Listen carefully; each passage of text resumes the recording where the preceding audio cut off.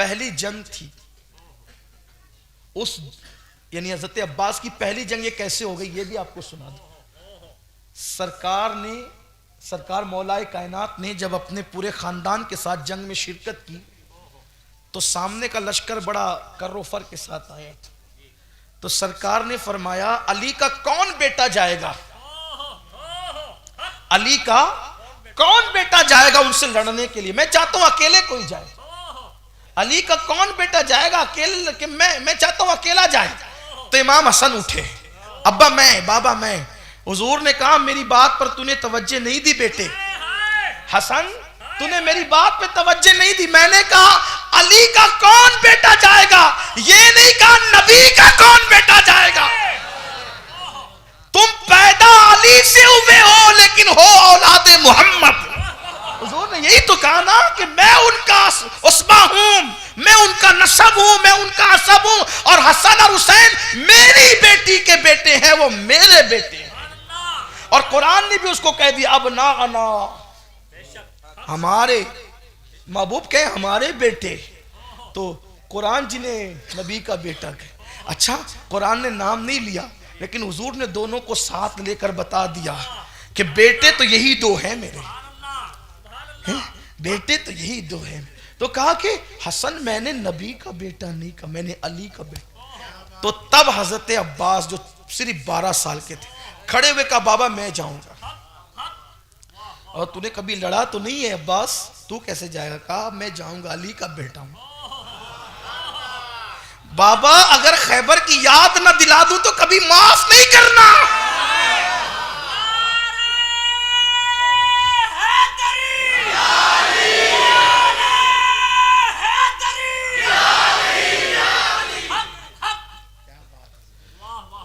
کہا ابا جی میں جاؤں گا. عباس 12 سال کا اور ہزاروں کا لشکر ہے سامنے, ابا میں جاؤں گا. کہا کہ تو نے کبھی لڑی نہیں ہے بیٹے جنگ.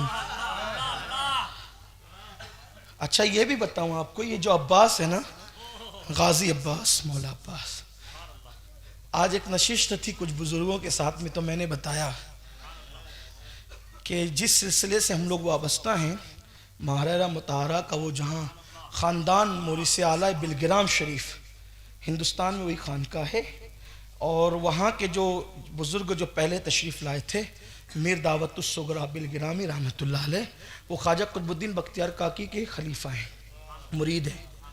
ان کی خانقاہ میں اب بھی حضرت عباس غازی کا علم کا اصل ٹکڑا ابھی بھی موجود ہے.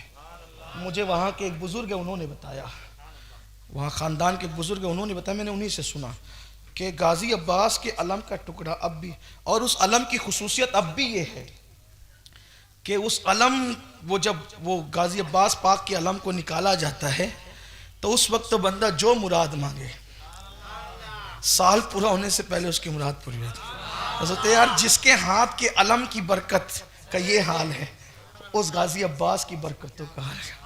تو غازی عباس کا ذکر ہو رہا ہے, جو مرادیں مانگنا ہے مانگ لیجئے. باب الحوائج کا ذکر ہو رہا ہے, قمر بنو ہاشم کا ذکر ہو رہا ہے, دل میں مرادیں لے کر کے سنے. غازی عباس کا ذکر ہے, غازی عباس رضی اللہ تبارک و تعالی عنہ.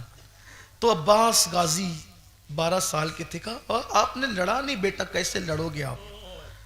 تو کہا نہیں ابا جی میں تو آپ کا بیٹا ہوں نا, تو میں خیبر کی یاد نہ دلا دوں تو آپ مجھے معاف نہ کرنا, منہ نہیں دکھاؤں گا آپ کو اگر یاد نہ دلا دے. کہا پھر ٹھیک ہے ادھر آ, میں تجھے سجاتا ہوں. اپنا امامہ خود باندھا, تلوار دی ذوالفقار, اور پٹکا باندھا جعفر تیار کا. سوچے نا یہ علی اور اپنی تصویر کو گویا کہ سجا رہے ہیں, تو کیا مولا کائنات کو گویا کہ اپنی جوانی کے ابتدائی دن یاد نہیں آ رہے ہوں گے.